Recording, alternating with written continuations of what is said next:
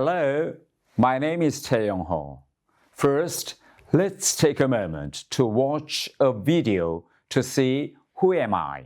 North Korea's deputy ambassador to London has defected to South Korea. From the Hermit Kingdom, that's our starting point today. A diplomat at the North Korean embassy in London. Who fled to South Korea last week reportedly met with British intelligence agents 2 months before his defection. Family is not only the highest-ranking diplomat to flee, he's also a member of the regime's upper elite class.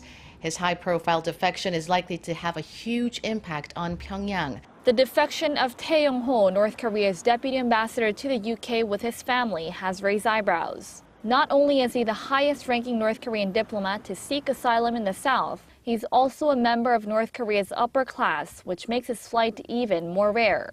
When Tae was in high school, he was reportedly sent to China to study Chinese and English. Tae's wife, Oh Hae-sun, is reportedly also a member of North Korea's elite. Her father, Oh Beng-young, was said to have engaged in anti-Japanese activities, and her two brothers are government and military officials. Tae was scheduled to return to Pyongyang this summer, but sources say he may have fled due to fears he would be questioned over the UK's criticism of North Korea's human rights abuses, as well as a desire for his son to be educated outside of North Korea.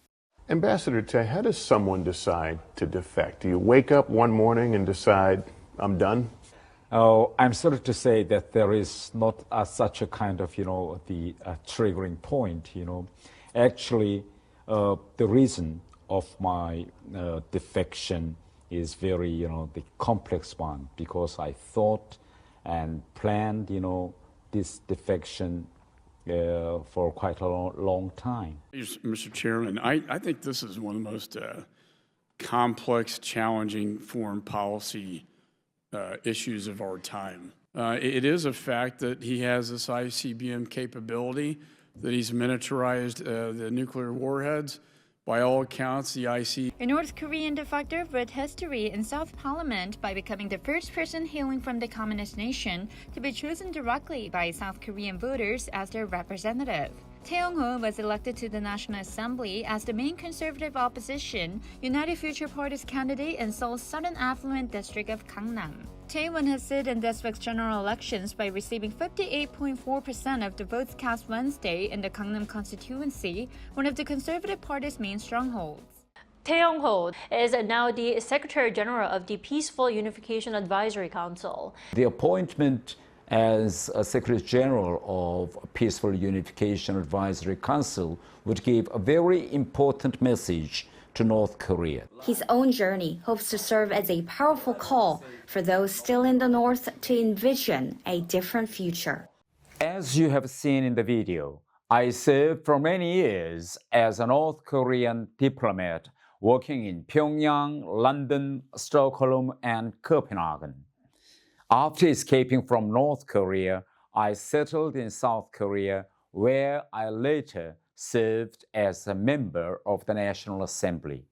Because of this journey, I have experienced the North and South Korea, its past, its present, and the choices facing its future. Why this channel exists? People often ask me, what is North Korea really like beyond the headlines? This question cannot be answered by theory alone or second-hand sources. It will require someone who has lived inside the system. I represented it abroad and later observed it from the standpoint of a democratic political system.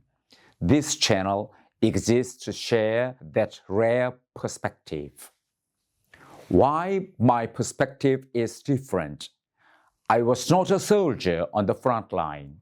I was not an outsider looking in. I was part of the North Korean elite structure working within the North Korean Foreign Ministry and embassies, reporting to the highest levels of the regime.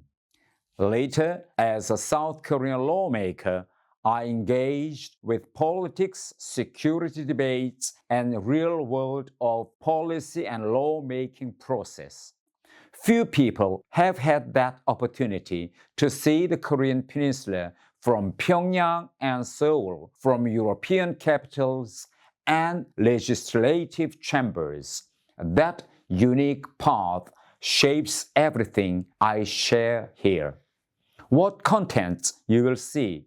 On this channel, you will find inside accounts of North Korean diplomacy, how decisions are truly made within the authoritarian systems, how ideology, fear, and loyalty shape leadership behavior, why North Korea acts the way it does on the global stage.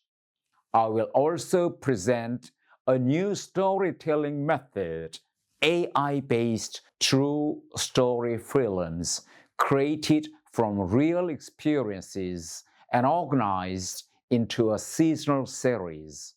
These films combine historical accuracy with modern storytelling technology.